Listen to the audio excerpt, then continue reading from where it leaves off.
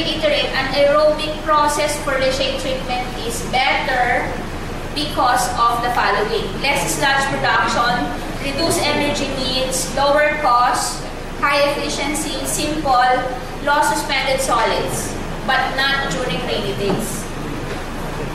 Diba? Unless otherwise you can control the smell.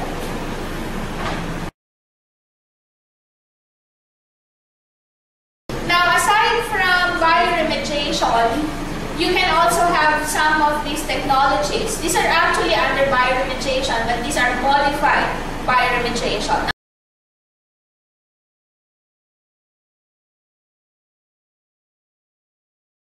Number one is bioaugmentation, wherein you add bacterial cultures to a contaminated medium. Usually, you may add enzymes. So, what do you know about enzymes? Enzymes are biological catalysts. Okay? Then you may also have biofilters. These are use of microbial stripping columns to treat air emissions. Then, this is also synonymous to your trickling filter in wastewater. Then you have biostimulation, stimulation of indigenous microbial pop-ins in soils or groundwater, may be done in situ or ex situ. I have seen one like this, the biostimulation, in one of the presentation of an alumnus of Mapua. He's actually a consultant treating contaminated airports. Because your airports would have some drain of oil, right?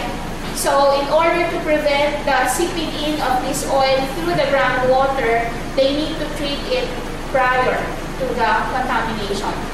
So they have this sophisticated equipment where they just put on the ground or below the ground so as to detect and treat the contamination.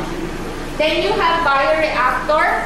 So this, we normally as chemical engineers or biochemical engineers, we can design a bioreactor.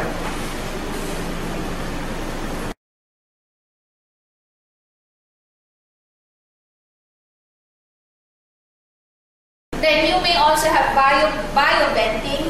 It's a method of treating contaminated soil by drawing oxygen through the soil to stimulate microbial growth and activity. And then of course we discussed already composting, and then we have land farming.